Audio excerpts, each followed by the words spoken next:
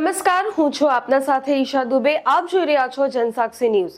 નજર કરી આજના મુખ્ય સમાચારો પર. અંકલેશ્વર નગરપાલિકાની બોર્ડ મીટિંગ પ્રમુખ લલિતાબેન રાજપુરોહિતના અધ્યક્ષસ્થાને યોજાઈ હતી, જેમાં શાસક પક્ષ દ્વારા આગામી વર્ષ દરમિયાન 30 કરોડના ખર્ચે થનાર વિવિધ વિકાસ કામોના ઠરાવો સર્વાનુમતે પસાર કરવામાં આવ્યા હતા.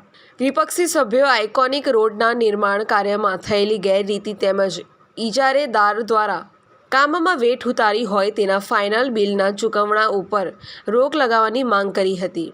આ ઉપરાંત વિવિધ વોર્ડમાં થઈ રહેલા રોડ, રસ્તા બ્લોક તેમજ ડ્રેનેજના કામોમાં થતા વિલંબ તેમજ ગુણવત્તા અંગે પણ વિપક્ષના સભ્યોએ પ્રશ્નો ઊભા કરી શાસક પક્ષને ઘેરાવવાની કોશિશ કરી હતી.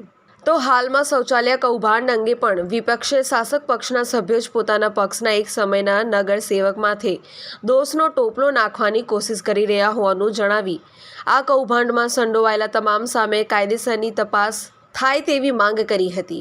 આ ઉપરાંત આ સામાન્ય સભામાં ડ્રેનેજ, પાણી, રોડ, રસ્તા ઉપરાંત શાળા, ફાયર વિભાગના અમુક કામો તેમજ સ્વચ્છતા અંગે ખાનગી એજન્સીને કચરો ઉઠાવવાના કરાર સંબંધે ઠરાવોને સર્વાનુમતે પસાર કરવામાં આવ્યા હતા. પિન્ટુ મોદી, જનસાક્ષી ન્યૂઝ, અંકલેશ્વર.